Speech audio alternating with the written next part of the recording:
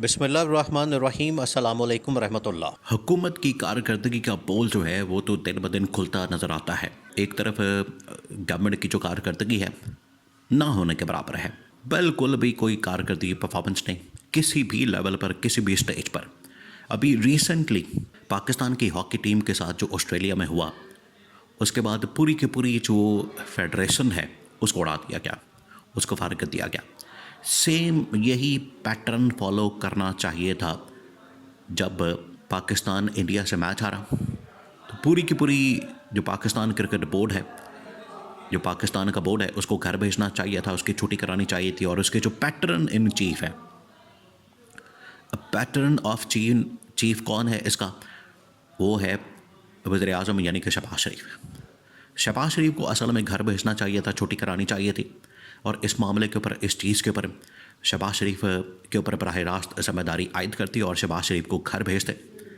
यही वो मौका था, यही वो टाइम था, यही वो स्टेज थी, बजाय इसके कि ये मामला जो है वो पीसीबी के ऊपर डाल दिया जाए या फिर मामला जो है हॉकी फेडरेशन के ऊपर डाल दिया जाए। अब हॉकी फेडरेशन की सारी इंतज़ामिया को बाकायदा घर भेजा गया, छुट्टी कराई गई, जिसके अंदर हॉकी फेडरेशन के सरबराह ने रोते हुए इस्तीफ़ा दिया।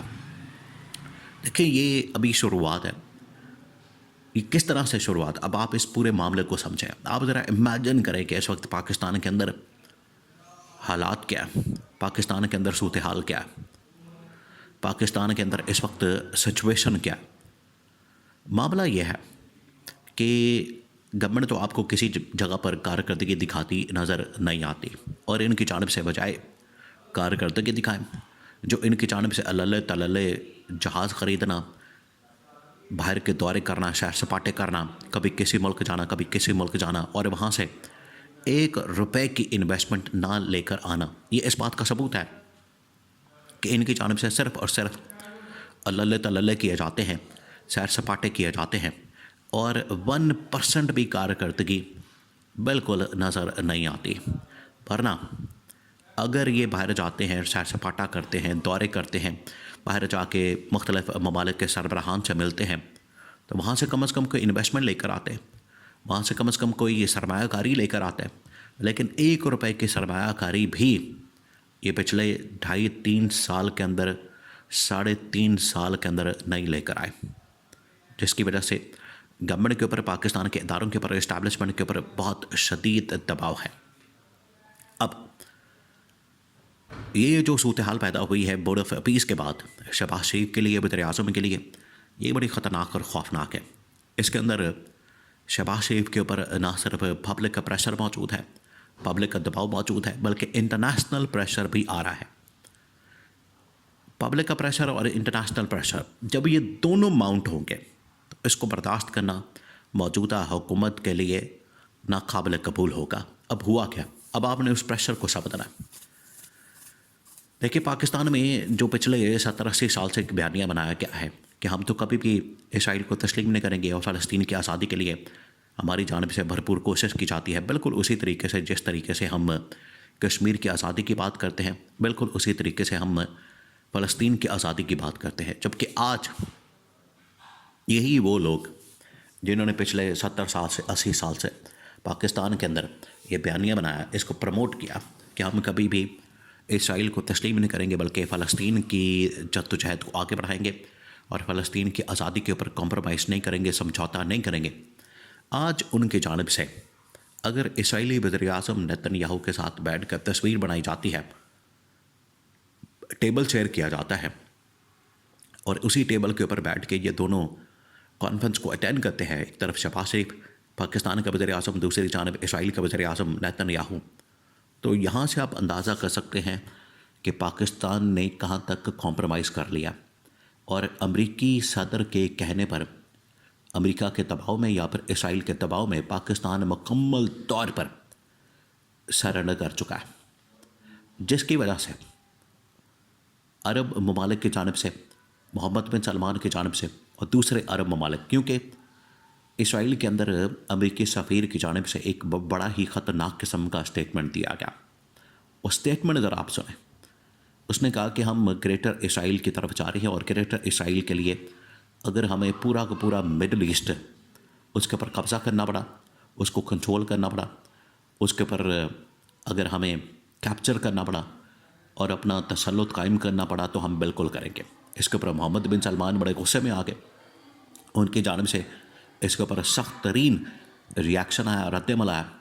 उन्होंने कहा कि ये किसी सूरत नहीं हो सकता कि पाकिस्तान अगर फ्रंट से लीड करे तो आलम इस्लाम के ऊपर कोई मैली आंख से भी नहीं देख सकता।